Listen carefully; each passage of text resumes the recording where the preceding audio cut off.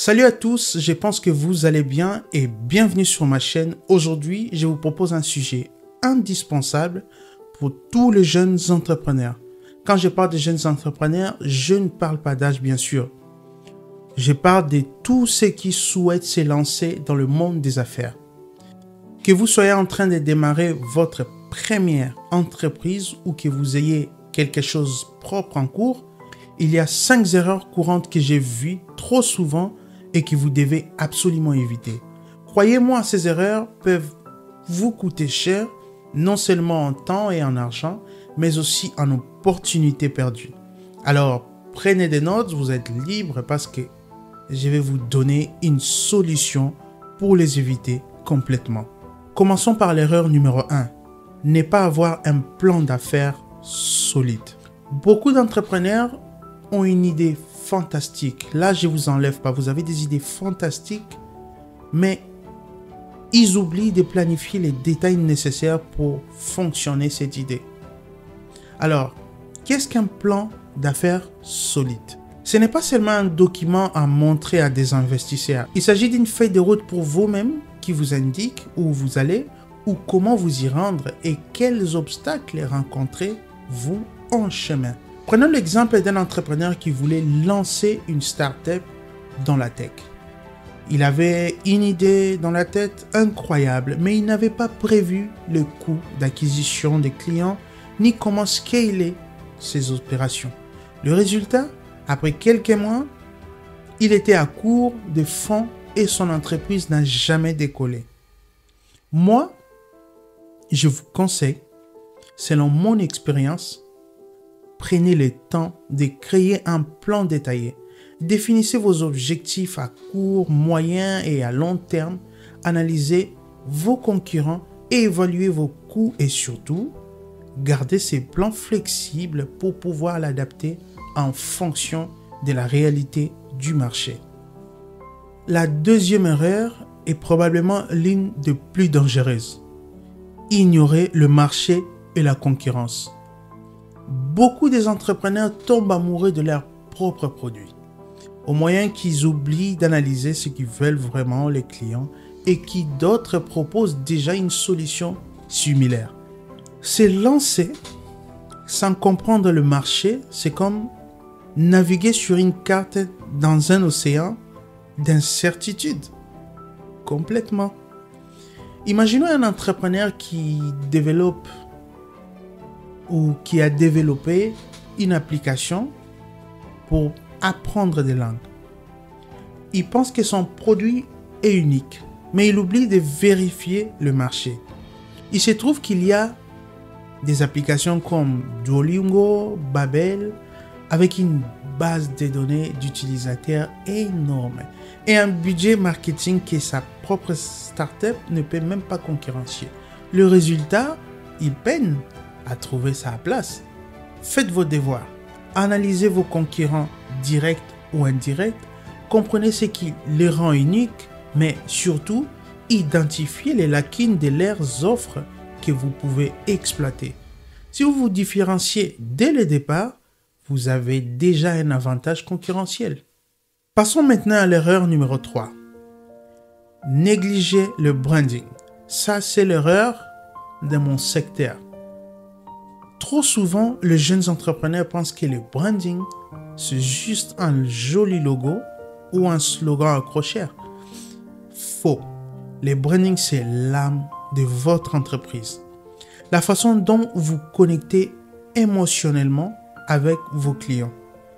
Ceux qui me suivent sur mes réseaux, sur Instagram ou TikTok, dans mes reels, j'ai dit une bonne image de marque crée de la confiance et de la fidélité et une reconnaissance instantanée.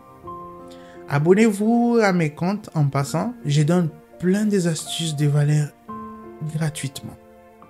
Revenons à notre sujet avec des exemples concrets. Imaginez une entreprise de mode qui se lance une ligne de vêtements pour femmes. Leur logo est mal conçu, leur site web est incohérent et leurs réseaux sociaux manquent de personnalité. Résultat, les clients potentiels n'arrivent pas à comprendre leur positionnement et finissent par aller voir les concurrences plus professionnelles. S'il vous plaît, investissez dans un branding cohérent dès le début. Votre logo, vos couleurs, vos messages doivent être alignés avec vos valeurs.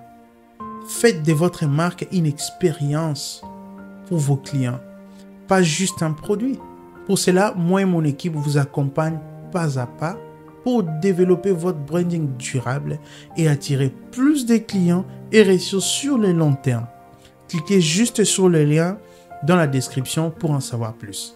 Quatrième erreur, n'est pas écouter le retour des clients. Les entrepreneurs parfois peuvent être tellement attachés à leurs idées qu'ils n'écoutent pas ce que les clients essayent de leur dire. Mais la réalité est que vos clients sont vos meilleurs alliés.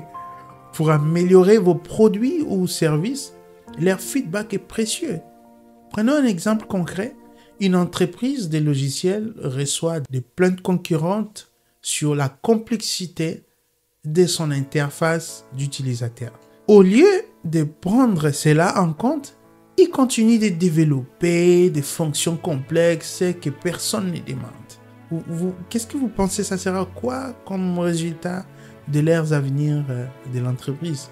Leur base d'utilisateurs va diminuer et leur réputation va tout simplement souffrir.